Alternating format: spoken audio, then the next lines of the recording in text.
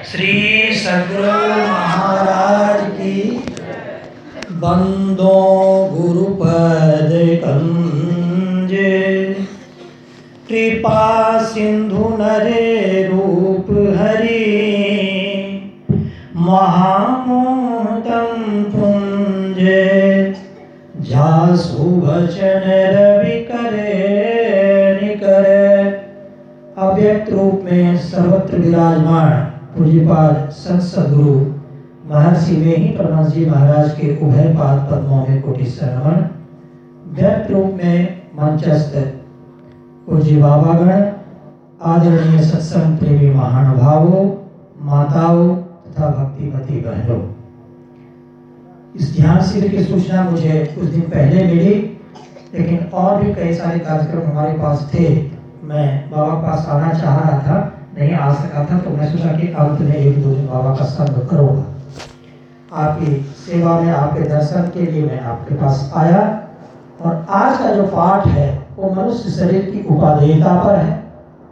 इसको अंग्रेजी में मोमेंटसनेस कहते हैं कि हमारे शरीर की महत्ता क्या है, हमें ये शरीर क्यों मिला है, क्यों मिला है।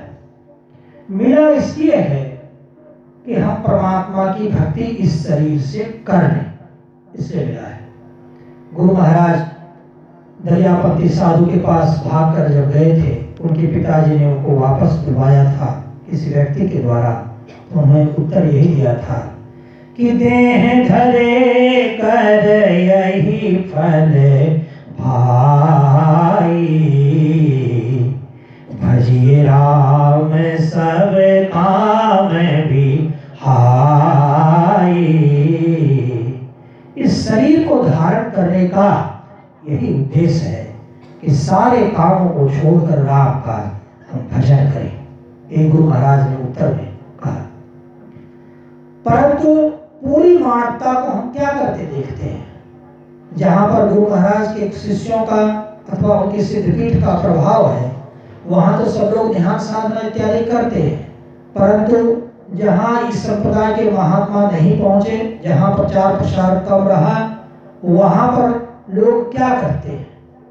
मैंने एक बार संकल्प किया कि मैं कोशिश करूंगा कि पूरी दुनिया को संत मत के ज्ञान को कुछ बताकर सेवा करूंगा। तो मैं कई देशों में, वो आजकल तो सुविधा मोबाइल के द्वारा प्रयास किया था, वहां लोग धर्म करते हैं बड़े, परंतु छोटे स्तर का। दो सिद्धांत है, एक है टिटोटेरियनिज्म, एक है वेजिटेरियनिज्म, शाकाहारवाद और मद्यपान निषेधवाद। तो बाहर के देशों में शाकाहारी लोग नहीं हो सकते, धर्मगुरु भी अंडा खाते हैं, चिकन खाते हैं, ये उस देशों में गड़बड़िया है। तो मुझे लगा कि अगर मैं किसी देश में, धरती की जनसंख्या मात्र 7.5 अरब है पूरी धरती की, और अच्छा से अगर आप ध्यान करेंगे तो हर शरीर में वही आत्मा है, वही परमात्मा है जो आपके शरीर में आत्मा है। इसलिए हमें पूरी धरती वही दिखता है जो मुझे अपने के अंदर दिखता है। इसलिए मैं जो ध्यान ज्ञान संतों के चरण में सीखता हूँ, वही ध्यान ज्ञान लोगों के बीच में बांटने की कोशिश करता हूँ। तो बड़े भाग मानुषतम पावा, सुर दुर्लभ सब ग्रंथ ही भगावा, ये देवताओं को दुर्लभ है, ये सारे सदग्रंथ कहते हैं, स्क्रिप्चर्स कहते हैं। देवताओं को दुर्लभ है, हमें प्राप्त है। तो क्या प्राप्त करके हम परमात्मा प्राप्ति करने के लिए प्रयास कर रहे हैं, संत चरण में जाते हैं, सेवा करते हैं, ध्यान करते हैं। यदि करते हैं तो ठीक है, अगर नहीं करते हैं तो फिर गलत है। हमें विषयों की तरफ नहीं बढ़ना चाहिए। विषय क्या है? रूप, रस, गंध, स्पर्श और शब्द, ये सब के सब विषय हैं, ये सब के सब संसार हैं। और इससे मुड़ करके अंदर में हमें बढ़ना है तो फिर क्या लेना पड़ेगा? उसके लिए जप है, ध्यान है, दृष्टि योग है, सुरत योग है। ये सब आपको बढ़ेगा, मिलेगा कैसे? साधु की सेवा से होता है। ऐसे तो आज तक किसी को कुछ ज्ञान प्राप्त नहीं हुआ। घट रामायण में पढ़ रहा था, तुलसी साहब ने उसमें लिखा, यद्यपि मैंने निर्वाण प्राप्त कर लिया है, फिर भी मुझे अभी भी संत चरण की आवश्यकता है। मेरे साथ भी वही बात है, मैं साधु संगत छोड़ दूंगा तो मैं महात्मा रह ही नहीं सकूंगा। यही कारण है कि कि मैं बार बार बांका शहर से हर महीने में 5 बार 6 बार भागलपुर में साधुओं के बीच में आता हूँ, साधु संगत करता हूँ, आश्रम में निवास करता हूँ और उनके आशीर्वचन ले करके उनकी छाया में पल बढ़ करके अपना ध्यान बढ़ाने का प्रयास करता हूँ। यही एक रास्ता है। जैसे कि संसारी विद्वानों के लिए ज्ञान प्राप्ति का रास्ता किताब है, परंतु हम लोग परमार्थिक विद्वता की तरफ बढ़ रहे हैं। इसमें ज्ञान प्राप्ति का रास्ता साधु चरण संत चरण होता है।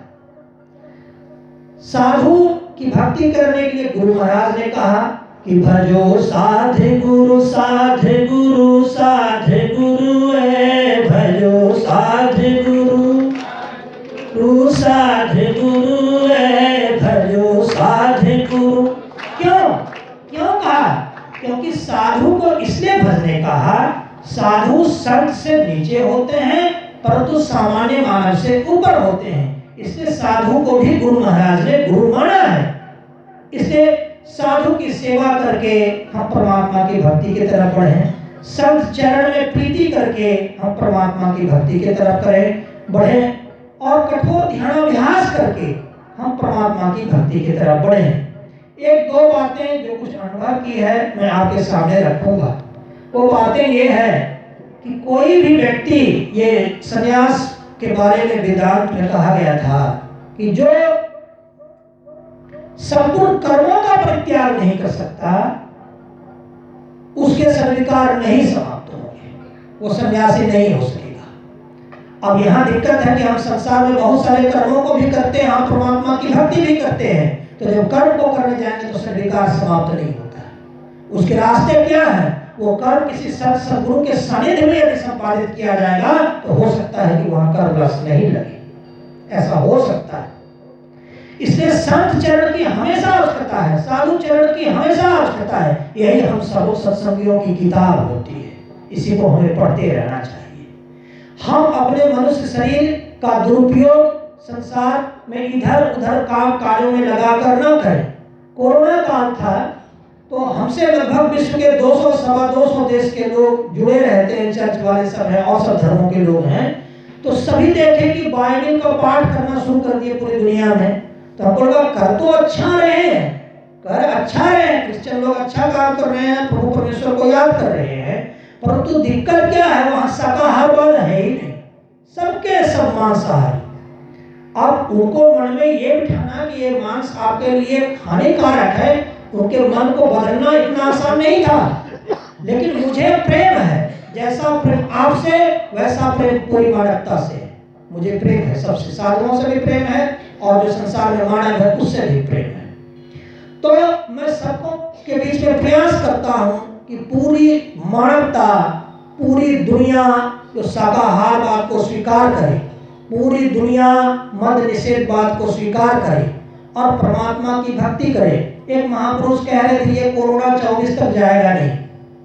कुछ लोग कह रहे हैं कि कोरोना के कई रूप आ रहे हैं, एक कदम की दवाई आएगी तो उससे भी पूरा ठीक नहीं होगा, फिर दूसरी आ जाएगी। एक महापुरुष कह रहे थे कि मानवता के खत्म होने की निशानी शुरू हो गई है, लगभग 3% जनसंख्या खत्म हो जाएगी, जो बचेगी वो अंधे लंगड़े लूढ़े हो जाएंगी। मैंने कहा था, एक महापुरुष कह रहे थे।